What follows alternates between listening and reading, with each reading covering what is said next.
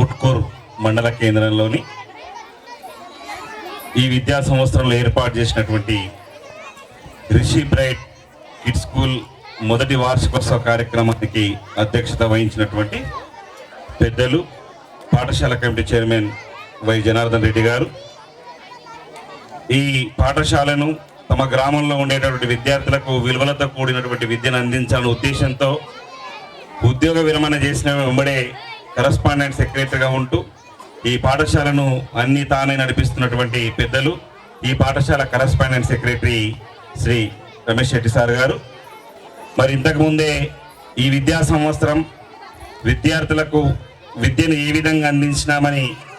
ఒక ఆడియో మరి video visual ద్వారా చక్కగా యాన్యువల్ డే రిపోర్ట్ని నాకున్నటువంటి అనుభవంలో ఎవరైనా యాన్యువల్ డే రిపోర్ట్ అని చదువుతారు కానీ ఇక్కడ చూపించారు కళ్ళకు కట్టినట్లు కావాల్సినటువంటి మిత్రుడు పాఠశాల ప్రిన్సిపల్ విశాల్ గారు. మరి ప్రభుత్వ రంగంలో మేమందరం కూడా ఇక్కడ నిలబడి మాట్లాడుతూ ఒక విద్యావేత్తలుగా మమ్మల్ని అవకాశం కల్పించి ఈ నారాయణపేట ప్రాంతంలో అందరిని తయారు చేసినటువంటి